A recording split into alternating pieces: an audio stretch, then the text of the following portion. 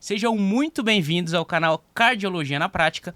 E hoje, eu, Dr. Bruno Coelho, doutora Bárbara Valente, a gente vai falar das atualizações, pessoal, sobre a fibrilação atrial que ocorreram agora no ESC, congresso aqui, acho que mês passado, né, em Londres, e que a doutora Bárbara estava lá. Exatamente. O que mudou em relação à americana do ano passado?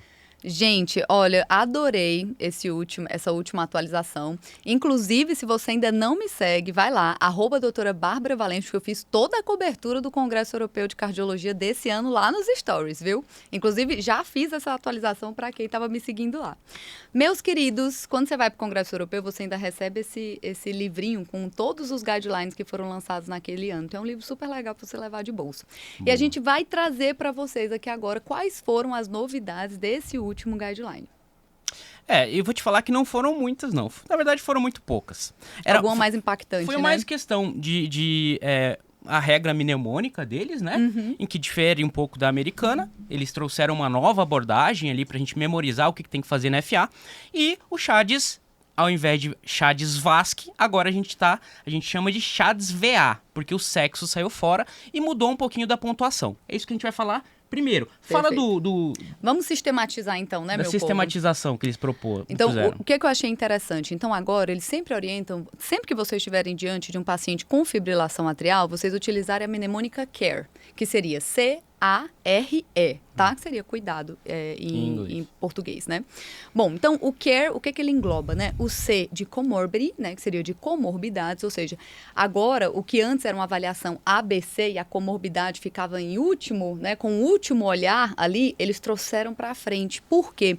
Porque, gente, é tão importante você identificar os fatores de risco que fizeram aquele paciente desenvolver fibrilação atrial e controlar esses fatores de risco. Porque se você tem uma estratégia de tentar fazer esse paciente retornar para ritmo sinusal ou evitar que esse paciente que tinha uma fibrilação atrial paroxística evolua com a fibrilação atrial permanente, você precisa controlar os fatores de risco. Então, comorbidity, que é comorbidade, passou a ficar agora em primeiro lugar. Então, identificar os fatores de risco como hipertensão, diabetes, doença arterial coronariana, apneia do sono, tabagismo, obesidade, álcool, né? Então, você precisa identificar esses fatores de risco e tratar eles de forma adequada para evitar a progressão da FA e evitar que esse paciente retorne para ritmo de FA se você optar pela estratégia de retorno ao ritmo sinusal. Bom, o C já foi, então que é comorbidades. E o A? O A é avoid stroke, que é evitar AVC, tá? A gente usa o A ali no Brasil como AVC. Isso, é isso que eu ia falar, mais fácil. Mais fácil de lembrar. Bom, então, no avoid stroke, né, para evitar o AVC, o que você deve fazer? A primeira coisa, gente, é calcular o risco tromboembólico daquele paciente. E é para isso que você vai utilizar a mnemônica CHADS-VA. Foi isso que o Bruno já antecipou para vocês que mudou. Antes a gente utilizava o sexo feminino como também um fator de risco, mas os estudos mais atuais já mostraram que de fato não agrega risco. E a pontuação englobava o próprio sexo, então assim, não fazia muito sentido, na verdade, colocar a mulher como um ponto. Então saiu fora e ficou CHADS-VA. E o que é? Continua igual, pessoal, cada letra continua sendo C de cardiopatia, né? CHADS, insuficiência cardíaca, né? Então, qualquer insuficiência cardíaca, seja com fração de ejeção preservada ou fração de ejeção reduzida, já conta como um ponto. H de hipertensão, perfeito, desde que o paciente tenha, né, uma aferição de pressão arterial maior do que 140/90 em dois momentos diferentes, perfeito. Aí o A de idade, nesse caso, se o paciente tem uma idade maior ou igual a 75 anos, ele pontua com 2 pontos, os demais fatores de risco são apenas 1, perfeito. O D vai ser de diabetes, perfeito? O S seguinte vai ser de stroke, então se o paciente já teve um AVC prévio ou mesmo um AIT, esse paciente também vai pontuar 2 pontos por conta desse critério. O V de doença vascular, seja ela doença arterial coronariana ou doença arterial periférica, ou uma placa na aorta complexa, perfeito? E o V de vascular e o último A de idade de 64. Entre 65 a 74 anos. 65 a 74 anos. Ponto. Então, idade, a gente tem 2 fatores, né? Maior ou igual a 75, 2 pontos. E entre 65 e 74, 1 ponto. Perfeito. Então, só pra gente lembrar, os dois que pontuam mais, né, 2 pontos se tiverem presentes, é stroke, que é o AVC, Perfeito. e a idade acima de 75 anos. Resumindo, agora ficou mais simples. Então, se você tem um paciente com CHADS-VA maior ou igual a 2, você deve iniciar a anticoagulação desse paciente. Se o paciente tem um CHADS-VA de 1, você deve considerar a anticoagulação. E se o paciente tem um CHADS-VA de 0, não há indicação de anticoagulação. Ficou claro agora? Repetindo, 0, 1, 2 ou mais. 0, não precisa anticoagular. 1, pesar risco-benefício. Atualmente a gente tende a anticoagular, se o paciente tiver grandes riscos de sangramento. E 2 para frente, pessoal, tem que anticoagular. E qual é o melhor anticoagulante para a gente usar? Isso não mudou, isso é igual, sempre foi igual, tá? Tanto na diretriz do ano passado quanto essa agora.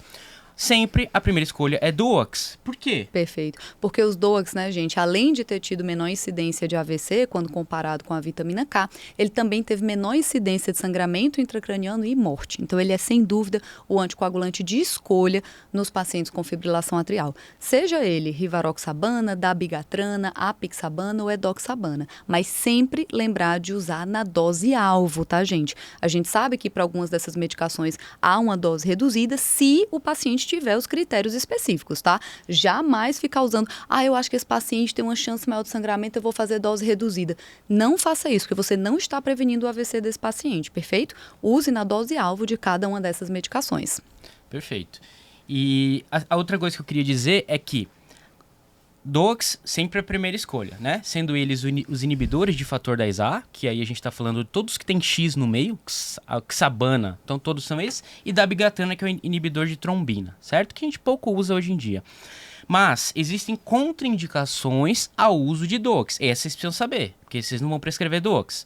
Aí a varfarina passa a ser a primeira escolha. Perfeito. E quais são elas, né? Então, anota aí. Primeiro, SAF, síndrome do anticorpo antifosfolípide, não pode. Gestante, não pode. Estenose mitral reumática moderada ou importante, jamais. E prótese mecânica, principalmente na posição mitral, mas prótese mecânica na posição mitral, esquece, não pode, é varfarina, tá? Perfeito. Inclusive com evidência robusta de que piora desfecho se você usar DOACs. Perfeito. Bom, então falamos do A, do Avoid Stroke, do nosso CARE. Chegamos no R, que eles, né, colocam lá como controle de ritmo e controle de frequência cardíaca, né? A gente usa o R aqui no Brasil como ritmo, tá?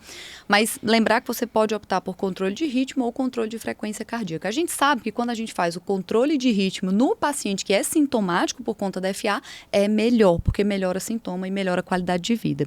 Perfeito? Se você optar por controle de frequência, usar as medicações que vão apenas reduzir a frequência cardíaca, mas não vão voltar para ritmo sinusal, o paciente vai permanecer em ritmo de FA, mas optar por um controle de frequência cardíaca objetivando uma frequência cardíaca abaixo de 110. Se o paciente persistir sintomático, baixar ainda mais essa frequência cardíaca. Nesse cenário, eles ainda trouxeram 4 pathways, né? 4 fluxogramas específicos para cada um tipo de FA.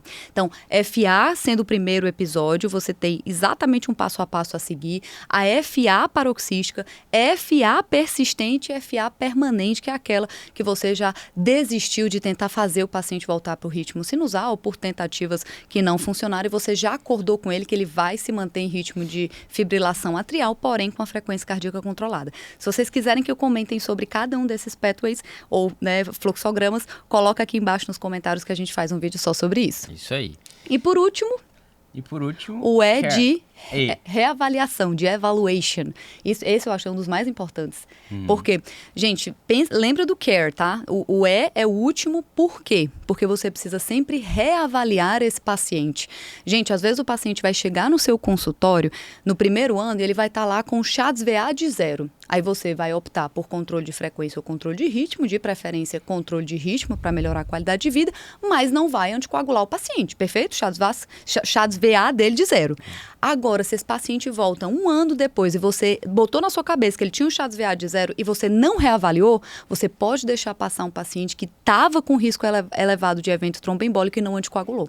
Eu digo que FA é um filme e não uma foto. Exato. Não é, FA não é acompanhamento. E esse E foi fantástico, esse evaluation, né? Que você faz esse segmento.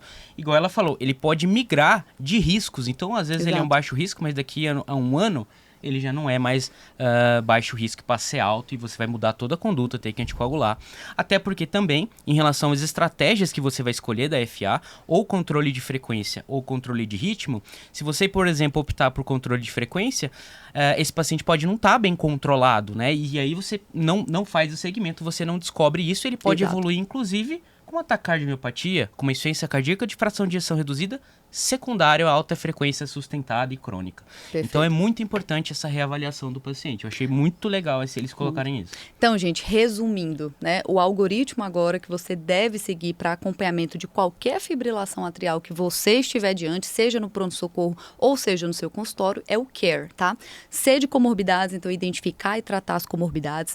O A de avoid stroke, né, de AVC, então sempre calcular o risco, o CHADS-VA do paciente, identificar e reavaliar isso com frequência. Se o paciente tem um CHADS-VA maior ou igual a 2, iniciar a anticoagulação. Se o paciente tem um CHADS-VA de 1, considerar a anticoagulação. E um CHADS-VA de 0, não há indicação de anticoagulação naquele momento. R, avaliar se vai fazer controle de ritmo ou controle de frequência, tá? E o E de reavaliação. Reavaliação a cada 6 meses e depois o paciente estiver bem controlado a cada 1 ano. Perfeito? FA tem várias nuances. Esse aqui, pessoal, é a visão mais geral da FA. Se vocês quiserem que a gente faça um episódio de FA abordando, por exemplo, no pronto-socorro, FA ambulatorial, aí você comenta aqui, eu quero, que aí a gente vai fazer para vocês. Perfeito. Okay? E eu vou dar um último adendo que eu achei interessante quando eles apresentaram a diretriz lá no Congresso Europeu, que foi o seguinte, hoje em dia, né, a gente sabe que a gente tem vários devices, né, desde Apple Watch até mesmo, né, aparelhos hoje em dia que avaliam a pressão arterial e a frequência cardíaca, mas que também hoje em dia são capazes de fazer um eletrocardiograma de uma única derivação. Para quê? Para tentar flagrar uma fibrilação atrial. Então, eles colocaram isso, inclusive, na diretriz. Uma fibrilação atrial identificada por algum device desse, se o paciente tiver um CHADS-VA maior ou igual a 2, você deve considerar a anticoagulação, perfeito? Porque a gente sabe, gente, que às vezes a FA é realmente muito paroxística. A gente sabe que, eu tenho um paciente às vezes no consultório, o paciente é hipertenso, ele tem apneia do sono, o paciente é diabético, já infartou. Ele chega para mim falando que teve episódios de palpitação, mas quando ele vem com o Holter, às vezes vem sem fibrilação atrial. E aí? Então, assim, se você consegue trazer essa monitorização mais para perto do paciente, através de um Apple Watch, através de um aparelho desse, onde ele consiga, no momento que ele sentiu a palpitação, fazer um eletro de uma derivação e encaminhar para o médico, sem sombra de dúvida, né?